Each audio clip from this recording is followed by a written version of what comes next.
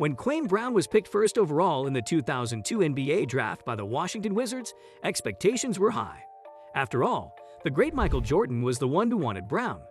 People were wondering if Brown would be the second coming of Kevin Garnett. As we all know, this couldn't be further from the truth. Brown turned out to be an absolute scrub and one of the biggest busts in NBA history, if not the biggest. So is he really a bust? We'll try answering this question in this video. Early days. Kwame Brown had a tough upbringing, growing up in a messed-up family in dangerous neighborhood in Charleston, South Carolina. Childhood was far from easy, with his father being imprisoned for life and two of his brothers being jailed for doing drugs and armed robbery. Kwame, though, was a bright spot who grew up to be 6'11" and was blessed with innate athleticism and agility. Despite the troubled childhood and frequent police interactions, Kwame focused on basketball and keeping good grades in school.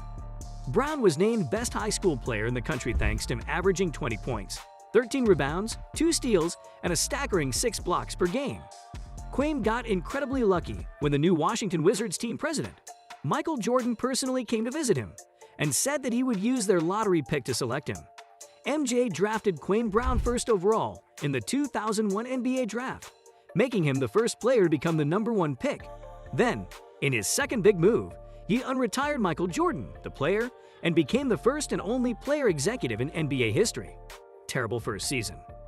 MJ was a pretty impatient guy who often bullied teammates, so they wouldn't come under pressure during the big game. He made his teammates hard in practice, trash-talking and mocking them constantly. And so when Kwame Brown became the glorified first pick in his team, Jordan tried to break his old habits and made Kwame his protege. He acted like his big brother and showed him what it would be like if he developed into a star. Unfortunately, that wasn't going to happen. Turns out Kwame challenged Jordan to a one-on-one, and when Jordan scored first, Kwame dared to talk some smack in Jordan's direction. And this didn't end well, as you can guess. Jordan started abusing him verbally and destroying him on the court, and from that point on the big brother act slowly faded away, and the trash talk and verbal abuse slowly became more frequent. It also started becoming evident that Kwame wasn't ready to become a contributor at the NBA level. Before the season started, Brown was told he needed to bulk up to match with the heavy centers that dominated the NBA like Shaq, Mutombo, and Alonzo Mourning.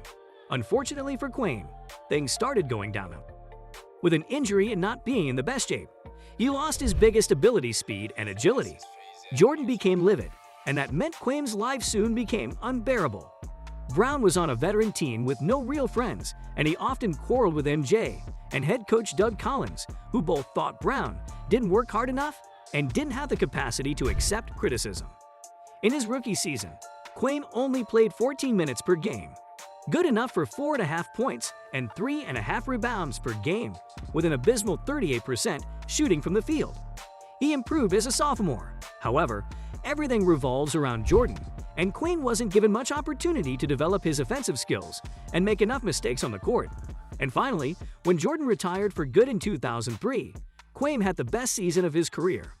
He played for 30 minutes per game for the first and only time in his career, averaging 11 points with 7.5 rebounds.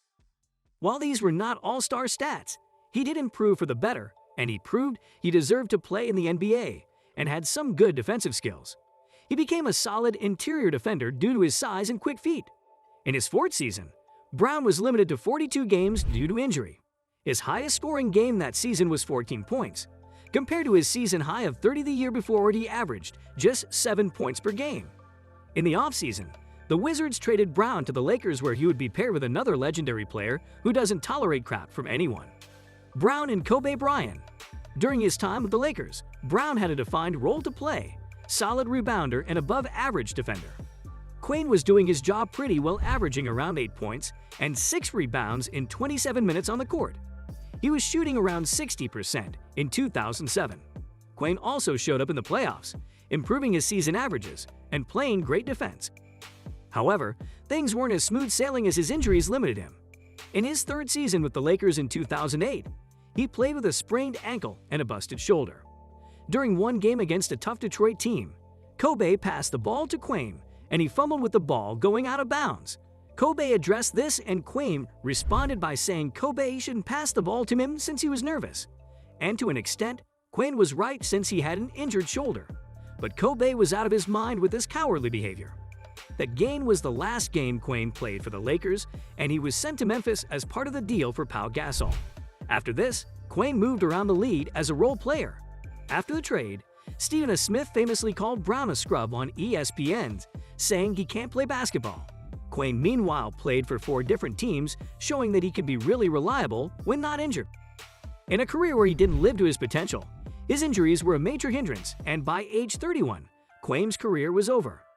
Kwame had the potential, but had it not been for the abuse by Jordan, and had he been allowed to make mistakes early in his career, he surely would be among the best players, if not the best in the NBA. His confidence went down after that incident with Jordan, and injuries further led to his decline. That's all for this video. Do let us know what your thoughts are on Kwame Brown. Thanks for watching.